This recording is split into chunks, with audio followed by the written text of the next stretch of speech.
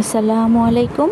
আজকে আপনাদের মাঝে নিয়ে আসছি একটা সিম্পল বাট অনেক ইয়ামি একটি ডিম ভুনার রেসিপি। সো চলুন কিভাবে এটি আমি তৈরি করি। ফার্স্টে আমি পেঁয়াজ আর গরম মশলা ভালো মতো ভেজে নিচ্ছি। যখন এটি বাদামি রং হয়ে আসবে তখন আমি এটার মধ্যে আধা চামচ আদা রসুন বাটা আধা চামচ করে দিয়ে দিব। দিয়ে এটি তেলে ভালো মতো ভেজে নেব। ভালো মতো ভেজে নেওয়ার পরে আমি ফুটানো গরম পানি দিব এই মশলাটা কষানোর জন্য।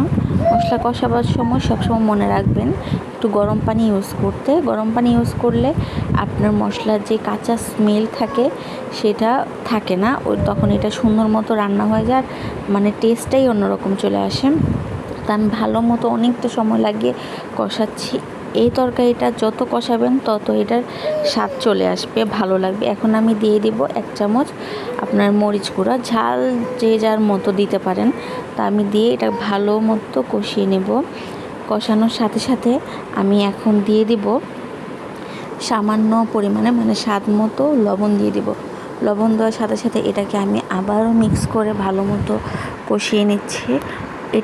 এই রান্নাটা ভালো মতো কষাতে হবে, মানে যত সময় লাগিয়ে কষাবেন তত মজা।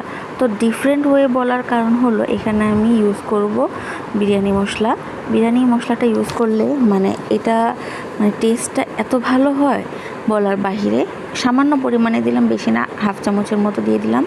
দিয়ে এটাকে ভালো মতো কষাচ্ছি আমি। কষানোর সাথে সাথে এখন আমি দিয়ে দেবো একটু সামান্য 1 চিমটি চিনি। চিনিটা আপনি আপনার টেস্ট অনুযায়ী দিয়ে দিবেন।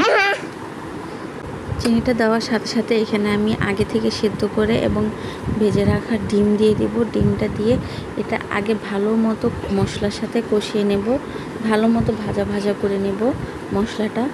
এটার এই রান্নাটা হলো যত ভালো মতো কষাবেন, যত ভালো মতো তেল ছাড়বে তত এটা স্বাদ বের হবে আপনার। এখন একটু পরে আমি দিয়ে দেব এখন আমি দিয়ে দেব কাঁচামরিচ আর কয়েকটা কিশমিশ আর কাঁচামরিচটা অবশ্যই দিতে হবে।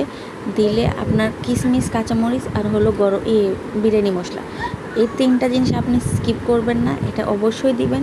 দিয়ে ভালো মতো কষিয়ে একটু গরম পানি দিবেন। গরম পানি দিয়ে কষাতে কষাতে যখন তেল উপরে চলে আসবে, ভাসবে, তখন আপনি নামিয়ে পরিবেশন করবেন। বিশ্বাস করেন, এইটা যারা যারা খাবে তারা আপনার প্রশংসা করবে রান্না, আর আপনার কাছে রেসিপি চাবে। আপনি ট্রাই করবেন, ট্রাই করে আমাকে জানাবেন কেমন হয়েছে।